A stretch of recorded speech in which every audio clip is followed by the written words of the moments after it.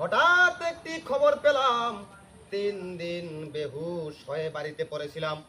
হুশ হওয়ার সাথে সাথেই আপনাদের সামনে চলে এলাম।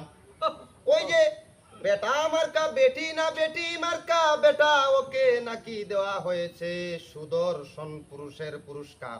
আমি বুঝতে পারতেছি না, আমার ওই দেশে এত সুন্দর সুন্দর যুবকেরা, ওরা কি ওইটা নাকি? হায় সুপনাশ, ওদের কি চোখের মধ্যে কি ছানি পড়ছে? ওই বেটা মার্কা বেটিকে ওরা কি বলে সুদর্শন পুরুষ, আর আমার দেশে এত সুন্দর সুন্দর যুবকেরা ঘাস খাইতেছে। একবার চিন্তা করে দেখেন আমাদের দেশের মানুষের চাহিদা কতটুকু নিচে নেমে গেছে। হায় সুপনাশ, ওদের চাহিদা এত নিচে, আমি আর এই দেশে থাকবো না, উগান্ডা চলে যাব। ঠিক ঠিক ঠিক ঠিক। উগান্ডা গেলে মনে হয় ভালো হবে। উগান্ডা এই দেশের চাহিদার চাইতে কালো হলেও সুন্দর আছে। আমি একটা কথাই বলতে চাই, আমার বন্ধু বান্ধব যারা আছো, এই দেশে না থেকে উগান্ডা চলে যাও।